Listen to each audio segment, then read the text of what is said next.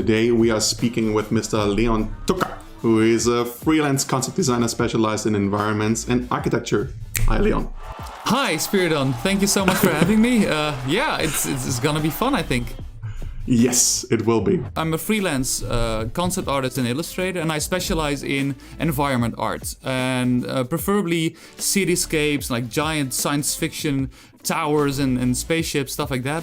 It's just something that, that attracted me, like from my youth. My dad made me watch Star Wars like 1,000 times when I was 3 years old. So yeah, it's probably. Watch? Yeah, he made me watch. He tied me down to a chair. Nah, just kidding. And so I kind of developed a love for sci-fi, and also I played with a lot of Legos when I was a kid. So a lot of the aesthetic of the images that you're looking at right now, they come from the 3D software, which is Maxon Cinema 4D. So I use that on a day-to-day basis, and as well as Photoshop, like I mentioned. But then lately, I started looking into VR, virtual reality, for creating actual images. And that has been such a life-changing, work experience-changing experiment. And then we have the Randomizer. Please keep in mind that he has no idea what's coming up. We are looking at this for the first time, and I'm gonna read it out loud now for you guys. So, the Randomizer for Leon Tucker.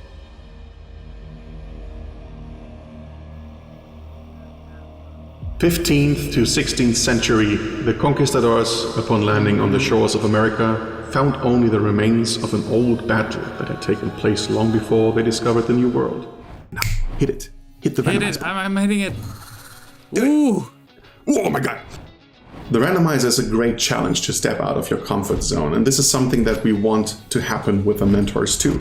Because of course we know them for the work that they love to do, but maybe we can challenge them to step a little bit outside of their known area. Like the conspiracy, because that's what people have been saying, right? Those temples, that can't be a coincidence. It must be aliens, right? No. It couldn't be made by these other cultures. It must have been aliens. Yeah. Oh, they couldn't stack bricks on top of one another. All right. I'll probably lay out a little bit of a scene first. Like I'll just make the environment itself. You can see here that my screen already live updates, like the render, and this is the live viewer from Octane Render. And what I can already do is like add a light, so we already have some cool, nice interaction going on. Like, because I didn't have the chance to gather a lot of reference yet, I'm just gonna do what seems the most logical for me at this point, and that's to just make an environment first, and then we'll just move along while we're talking. And so my plan for this is, like, while looking at the randomizer, I am thinking about making the actual vehicles that were discussed in the randomizer in virtual reality.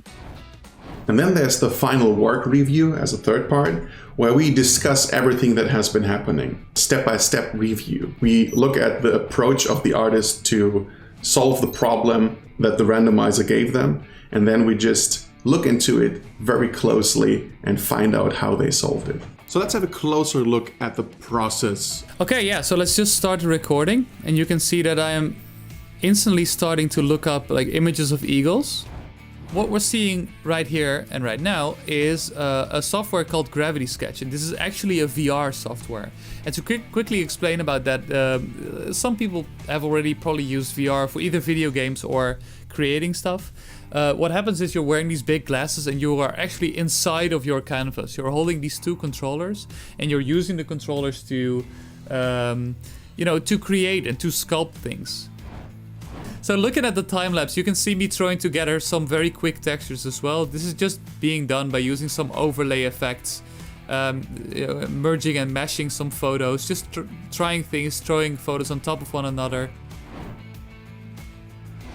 Yeah, and then slowly but steadily the image starts to develop. You can see me using water texture. I'm using the farmland texture that I made before to, to detail those extrusions a little bit more there.